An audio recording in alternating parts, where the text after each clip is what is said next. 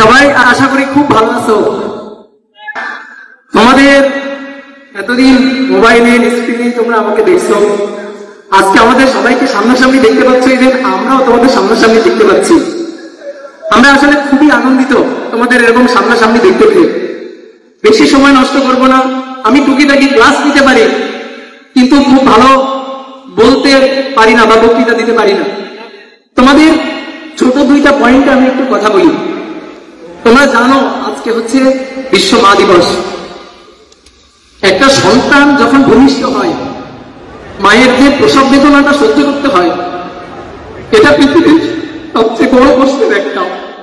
তোমরা সবসময় দেখবা মা এই প্রসব বেদনাটা সহ্য করার পরেও হাসি মুখে এটা মেনে নেয়। তোমার হাজার দেওয়া কষ্ট সবকিছুই মা হাসি মুখে মেনে নেয়। তোমরা মাকে কোনো কষ্ট দিবা না। তুমি যখন ক্যাম্পাসে আসবা, তুমি বাসায় যাওয়ার পরে 1 মাস 2 মাস 6 মাস পরে বাসায় যখন যাবা, তুমি বুঝতে পারবা যে তোমার মা আসলে কতটা তোমাকে ভালোবাসে।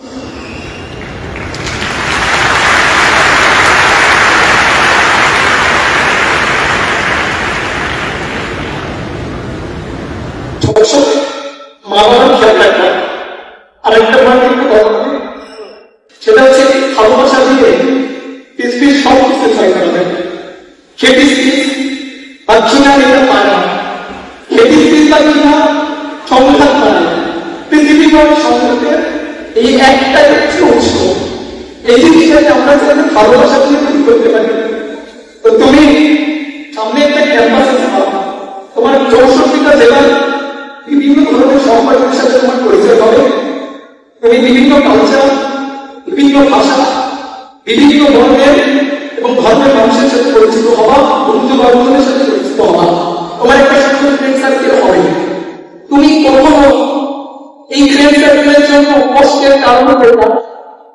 এইটা তোমাদের কাছে আমার আশা বা তোমাদের কাছ থেকে আমার চাওয়া একটাই অনুরোধ। যেভাবে আমি তোমাকে পড়াইছি, যেভাবে আমি তোমাকে কলম লিখছি, ওই হাতে আমি ভবিষ্যতে কখনো কোন রক্তের ডাক্তার দেখতে চাই না।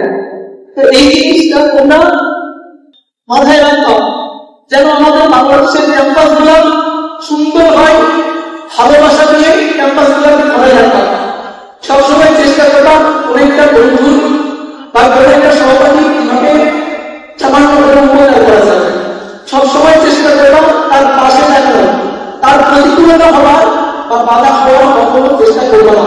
হয়তো সাময়িক লাভ পাবা কখনো কখনো, কিন্তু একটা লং রানে গিয়ে তোমার ভবিষ্যতে একটা বড় সময় ধাক্কা খাওয়ার এবং একটা সময় মনে হবে যে তুমি মা বাবার সাথে কথা বলবা আর ঈশ্বরের সাথে কথা বলবা, দেখবা এই হতাশাটা কেটে যাবে।